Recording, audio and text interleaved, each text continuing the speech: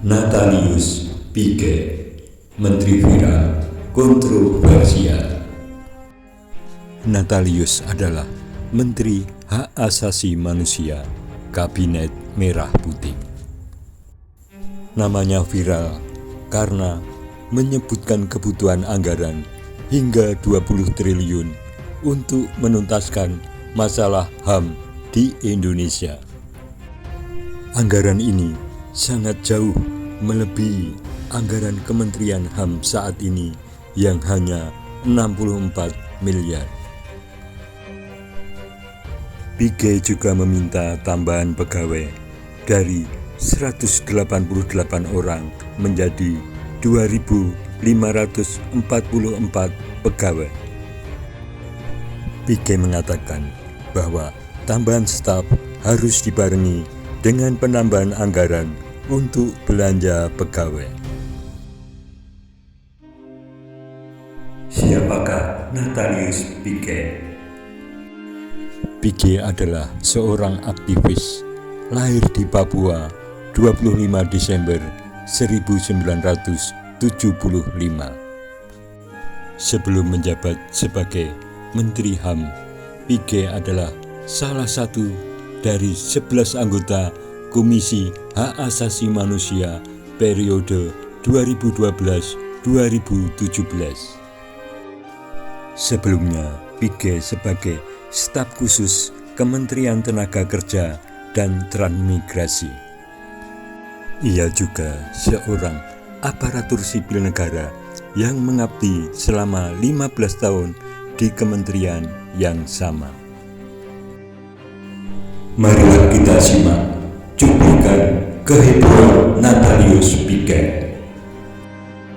Gibran digugurkan dan pemilu ulang. Wow, lebih lagi. Gimana itu Bung Rafli Harun sebagai salah satu penasehat? Kok bisa begini kemampuannya? Saya yang bukan sarjana hukum aja saya tahu kok. Saya muliakan, saya hormati dan saya banggakan seluruh staf. Ya, juru parkir dulu saya hormati. Karena saya pernah jadi juru parkir di Kementerian Transmigrasi. Mereka ada di sini nggak? Ada yang masuk nggak? Setelah itu saya juga pernah menjadi pegawai honor di Kementerian Trans. Jadi saya hormati para pegawai honor. Nah, anggaran, I know. Ya, Tapi Anda nggak nyambung bahasa Inggris nih. anggaran sebagai anggota partai Anda itu yang nggak masuk nyambung. dalam kabinet berhak kapan saja dia bisa gunakan untuk kepentingan. Nggak bisa, Pak.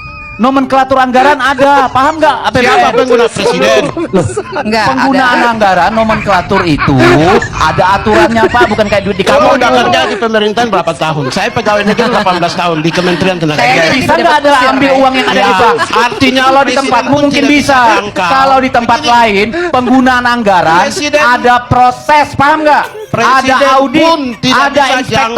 jangkau kewenangan kementerian. Kalau emang Risma bisa diperintah Jokowi. Bisa dong. Presiden Kan kepala pemerintah. Lanjutkan langsung kerja karena saya tidak perlu belajar HAM. Pagi, siang, sore di rumah atau dimanapun juga saya itu berpikir tentang HAM dan bekerja HAM. Dan saya sendiri pegawai negeri mungkin 18 tahun saya ya, di kementerian lagi. Jadi sistem kerja birokrasi juga saya tahu, hak asasi manusia ya kalian tahu semua. Jadi saya mungkin saya termasuk tidak perlu belajar. Ya. Adapun satu program saja yang saya ingin sampaikan selain yang lain sudah dibaca di media tentang universitas, itu tidak perlu saya jelaskan Bapak Ibu sekalian dan pimpinan Komisi 13 sudah tahulah. Satu program aja yang saya ingin sampaikan. Saya mau membumikan hak asasi manusia di seantero Nusantara. Saya mau membumikan. Karena program HAM itu adalah program yang menyentuh individu langsung. Berarti program yang menyentuh 280 juta orang. Merubah mindset. Karena itulah saya targetkan 83.000 kelompok. Dan saya sudah bentuk tim saya di lapangan 1.007 tim yang siap bekerja. Dari 83.000 kelompok yang basisnya itu di perdesaan yang kita siapkan, satu kelompok atau satu wilayah saja kita kasih 100 juta, maka 8.300.000 Pak. Itu untuk sosialisasi. di masyarakat lokal dan basis bawah. 8 triliun 300.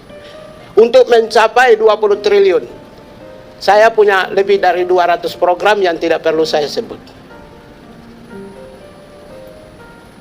Baru satu program saja sudah 8 triliun 300. Andaikan dengan gaji dan tunjangan yang tadi saya sebut 1,3 triliun, maka sudah 9,5 triliun.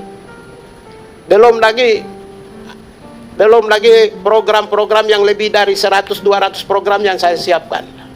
Kalau Bapak pimpinan berkenan, saya bisa bikin lebih dari 1000 program.